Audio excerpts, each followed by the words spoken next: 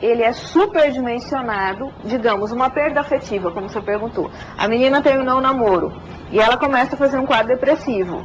Então, digamos, o espectro de X da situação traumática é 1. Pela lente depressiva é X mais 10. Então, ela vê aquele mesmo evento superdimensionada.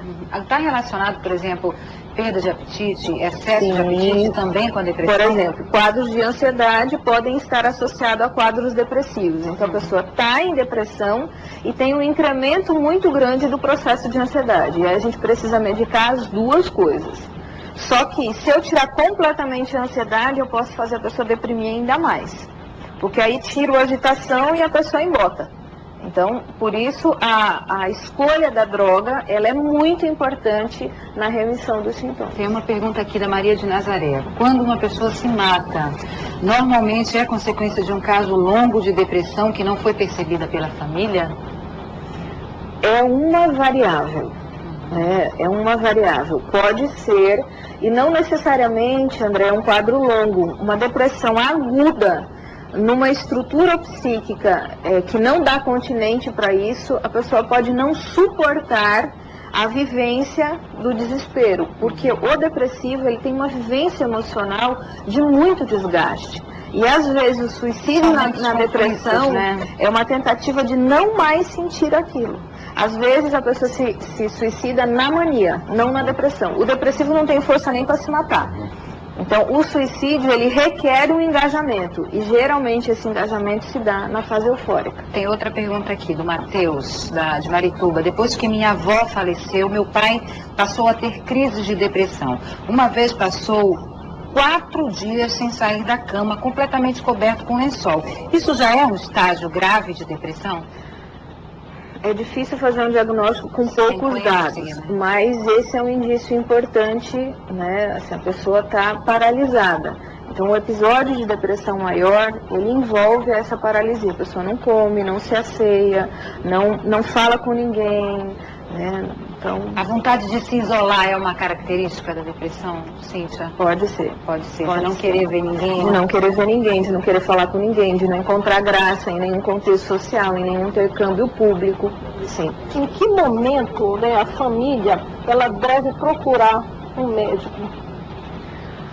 Olha, qualquer coisa que saia do contorno da normalidade pede um olhar.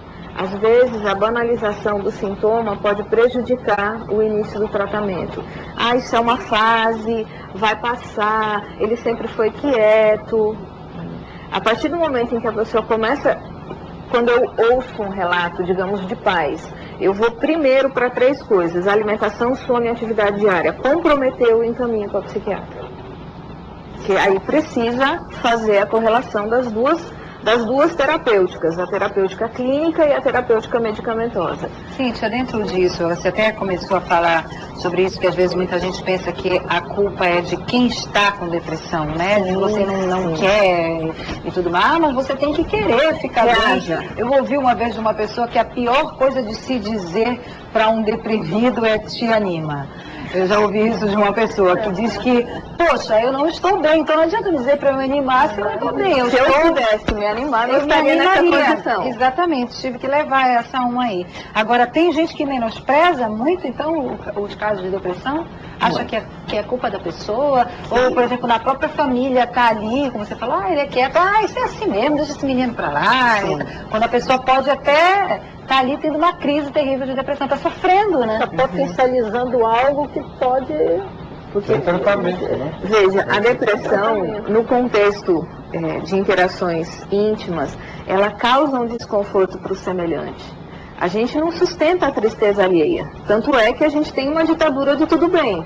Né? Todo mundo está feliz, magro, satisfeito, com dinheiro no bolso. A gente vive a ditadura do tudo bem. É verdade. Na medida em que eu preciso olhar para a tristeza do outro, isso vai me remeter às minhas próprias dores, às minhas próprias tristezas. Então, geralmente, quando eu gosto da pessoa e eu não sustento a sua própria dor, eu tento tirá-la de lá. Não que o apoio da família não seja um incentivador. Aliás, ele é muito importante. Mas ele não pode ser na direção de uma supersimplificação.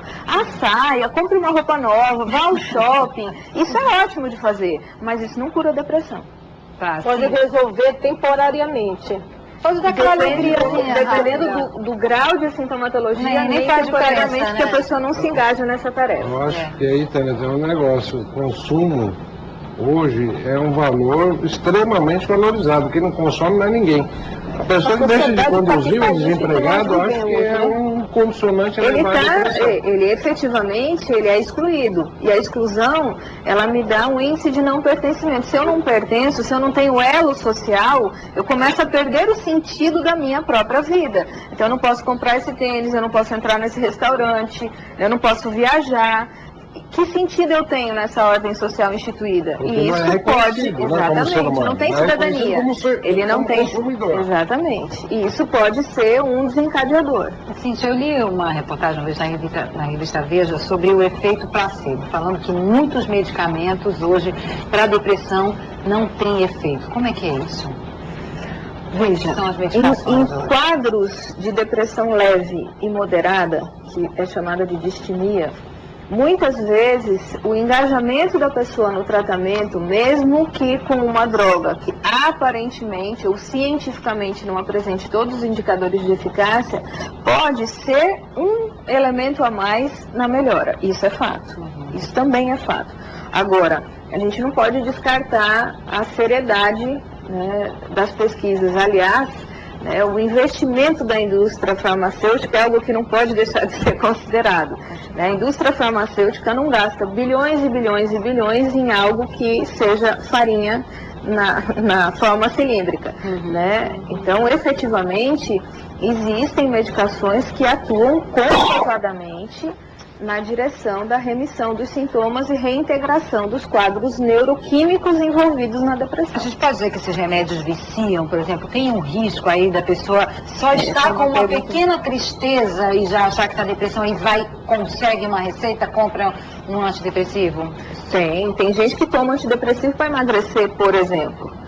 O Prozac, como ele faz um controle da ansiedade e ele atua na área da saciedade, algumas pessoas tomam medicação antidepressiva para manter peso, outras pessoas tomam medicação antidepressiva porque assim, eu estou muito triste, eu quero ficar mais revigorado. Isso também é banalizado. Hoje em dia se toma remédio para praticamente tudo. Cabelo mais bonito, unhas mais fortes, para tudo se toma remédio. Agora, não dá para tratar um quadro de depressão maior, como por exemplo, que o rapaz acho que descreveu em relação ao pai. Nessa circunstância, a gente precisa da medicação. E a medicação tem uma eficácia comprovada, quimicamente e clinicamente. Tem pergunta aqui do Juraci Santos, Cidade Nova.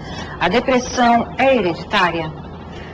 Ela tem um componente de predisposição genética, mas não de hereditariedade. A hereditariedade é eu tenho, meu filho tem. Predisposição genética é eu tenho um marcador genético que meu filho vai ter. Numa situação contextual de risco, ele é mais suscetível ao desencadeamento da doença. Kleber Moreno, de Marapanim. Recentemente ocorreu um homicídio em Marapanim por uma pessoa com distúrbio mental. Qual a sua orientação para as pessoas? Suicídio. Qual a sua orientação para as pessoas que necessitam de tratamento psicológico e por morarem no interior do estado, não tendo esse tipo de serviço público? Não, aqui está homicídio, não sei se é homicídio ou suicídio, mas está escrito como suicídio. Então foi um suicídio em Marapanim, que é uma pessoa que tinha distúrbio mental. A sua orientação, Cíntia? Quando mora no interior, às vezes não tem muito acesso a esse serviço público. Vá no IPE e fala com o Guilherme.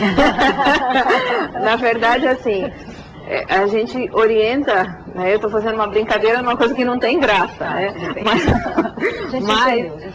mas a gente orienta que se busque fontes de apoio social. Às vezes a pessoa encontra isso no pároco da comunidade, às vezes ela encontra isso no pastor, às vezes ela encontra isso numa benzedeira, às vezes ela encontra isso na avó, na mãe. Um apoio, né? Só que essas coisas são